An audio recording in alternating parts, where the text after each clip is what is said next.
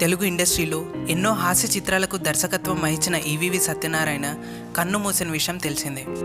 ఆయన తనయులు ఆర్యన్ రాజేష్, అల్లరి నరేష్లు హీరోగా వచ్చినప్పటికీ కొంతకాలంగా ఆర్యన్ రాజేష్ ఇండస్ట్రీకి దూరంగా ఉంటున్నారు. ప్రస్తుతం అల్లరి నరేష్ హీరోగా నటిస్తున్నారు. తాజాగా అల్లరి నరేష్ ఇంట విషాదం చోటు చేసుకుంది. దివంగత సినీ దర్శకుడు ఈవీవి సత్యనారాయణ తల్లి ఈదర వెంకటరత్నమ్మ నిడదవోలు మండలం కోరుమామిడిలో కన్నుమూశారు.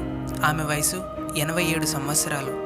కుమారుడు మరణించినప్పటి నుండి కోరుమామిడిలోనే నివాసిస్తున్న ఆమె వృద్ధాప్య కారణంతో మరణించినట్టు కుటుంబ సభ్యులు తెలిపారు.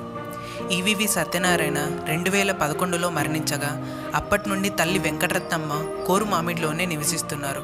కాగా అల్లరి నరేష్, ఆర్యన్ రాజేష్, దర్శకుడు ఈవీవి సత్యబాబు, నిర్మాత కానుమిల్లి అమ్మిరాజు, సదిరే బాలు అంత్యక్రియల్లో పాల్గొన్నారు. ఈదర వెంకట్రావు, రత్నమ్మ దంపతులకు ఈవీవి సత్యనారాయణ, గిరి, శ్రీనివాస్ ముగ్గురు కుమారులుండగా కుమార్తె ముల్లపూడి మంగ ఉన్నారు.